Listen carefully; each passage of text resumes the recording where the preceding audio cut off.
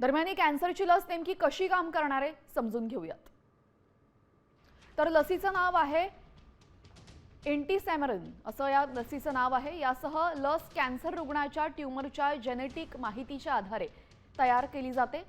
Melanoma म्हणजे त्वचेचा cancer असलेल्या 1137 रुग्णांवर याची यशस्वी चाचणी झालेली आहे। रोगप्रतिकारक पेशींना कॅन्सरच्या पेशींची ओळख पटवणं हा लसीचा मुख्य उद्देश असतो। ऑपरेशन नंतर उरलेल्या एकदम छोट्या कॅन्सर पेशींना ही लस टार्गेट करते। चाचणीचा शरीराच्या अन्य भागांपर्यंत कॅन्सर पसरण्यापासून वाचवण्याचं लक्ष्य पूर्ण झालेलं आहे चाचणीमध्ये। दरम्यान कॅन्सर लसीच्या घोषणेनंतर आता शेअर्समध्ये सुद्धा तेजी बघायला मिळते। मॉडर्नाचे शेअर 177% वाढलेले आहेत। शेअर जवळपास $174.38 पोहोचले असून मर्क कंपनीच्या शेअरमध्ये 13% वाढ झालेली आहे।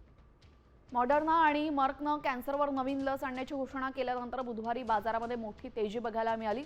या घोषणेमुळे मॉडर्नचे शेअर तब्बल 177% उसळून $174.38 पोहोचले।